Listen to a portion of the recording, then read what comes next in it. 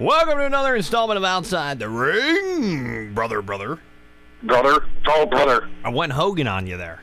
Oh, God. Oh, God, it just reminds me of the tape. Oh, don't mention the tape. No.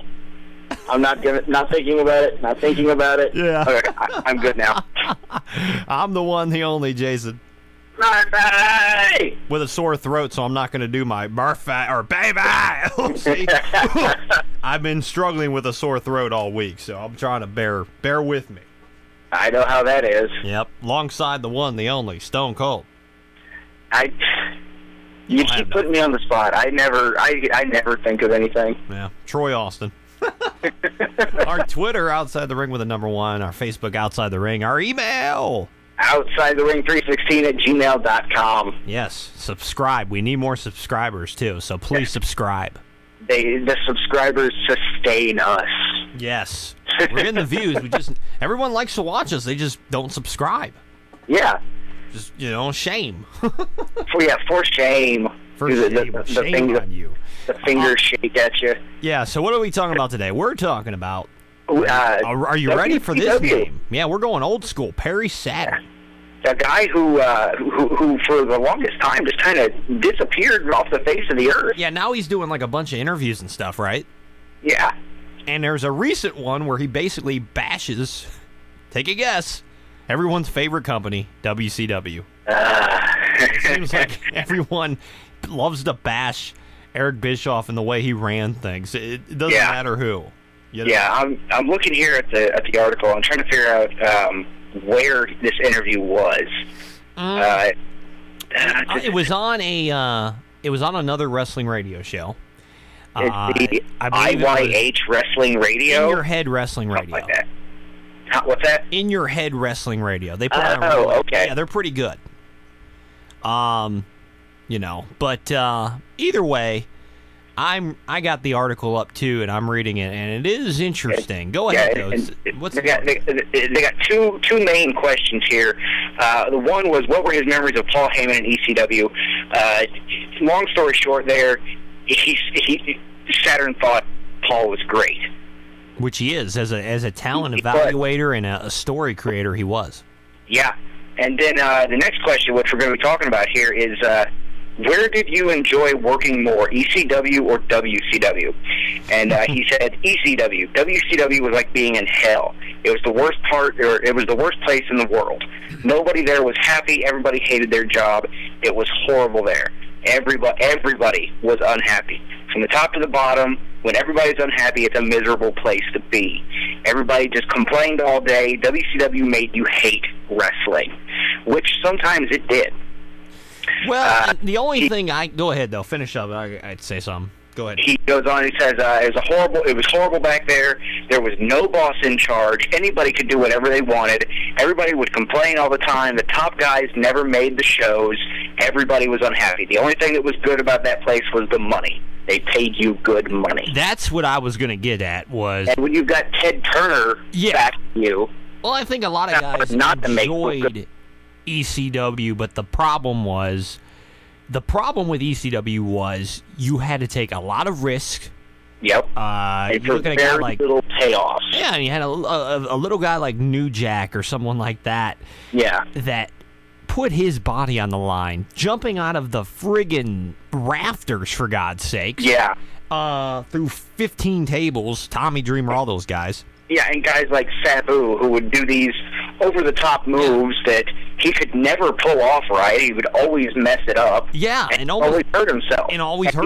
I mean, he would always do it for the entertainment. They weren't really doing it. They weren't doing it for the paycheck back then. No, and there was hardly a paycheck. Yeah, there was hardly a paycheck to get back then. It was like, I want to say, and I don't know for sure, so if some ECW fan wants to chime in, I thought some of the guys, like the lower card guys, even like Spike Dudley, who was getting killed in ECW. Yeah.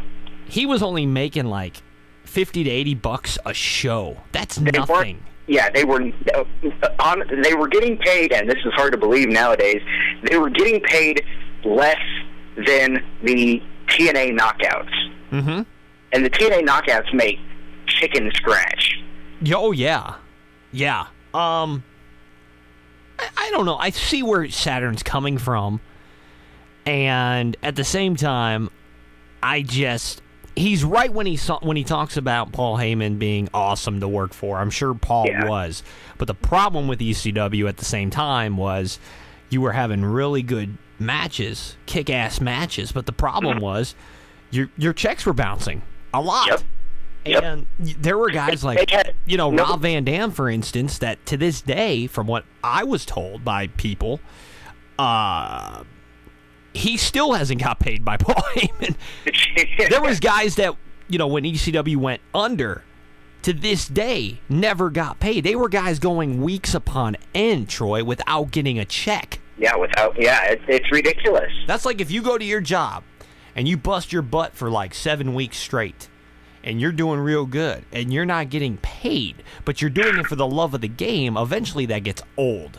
Yeah, it honestly made it seem like ECW was kind of using these people.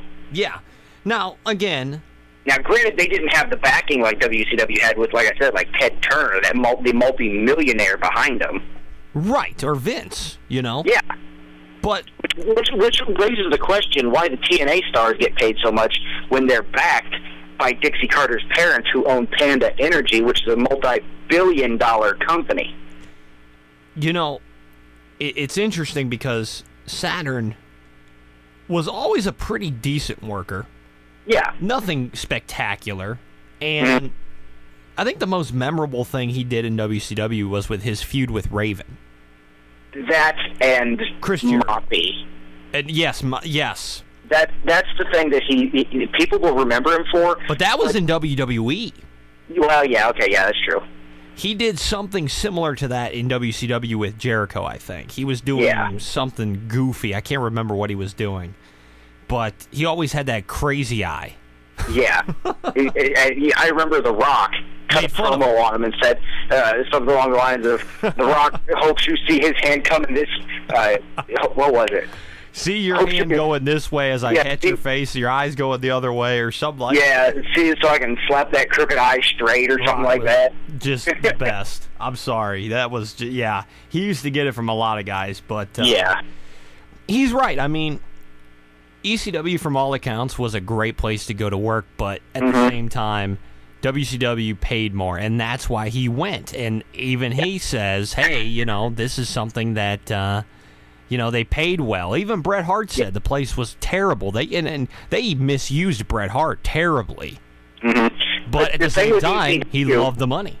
Yeah, and the thing with ECW is, back in the day, that was competition for WWE.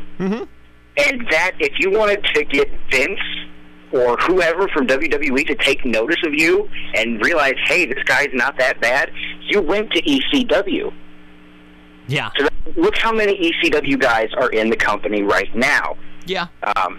Rey Mysterio, Kurt Angle was in ECW for a brief minute. Eddie Guerrero, Benoit were noted. Guerrero, Benoit, Saturn. Yep. Stone Cold to a point. Stone Cold, yeah. Al Snow. Yep. I would say CM Punk, but Punk was never in ECW, but he was still a Heyman guy. Yeah. Now, granted, a lot of guys got noticed in WCW. True. Taz did, another one. Taz got noticed, the Dudleys. Yep. I don't know if you mentioned them. And I think ECW... Kajiri. Yeah. And ECW, they had a good run.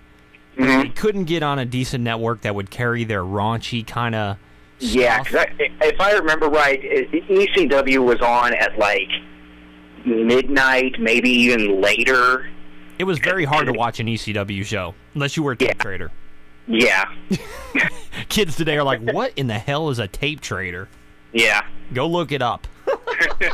Speaking of looking up, you got to go look up our, if you're not following us on Twitter, Outside the Ring is #1, Facebook Outside the Ring, and email for people that, those kids probably don't know what email is, Troy, but go ahead and tell them. They're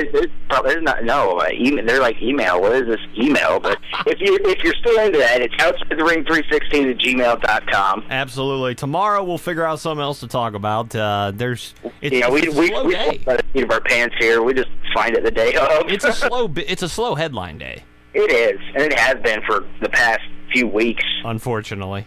Kind of like wrestling in general right now. Yeah, yep. It's Ain't that slow. true? There's a couple good things you nitpick and you pick out, but the rest of it's usually crap. Yep. Until tomorrow, I'm Jason Murphy. I'm Troy Austin. We'll see you tomorrow outside the ring. Deuces.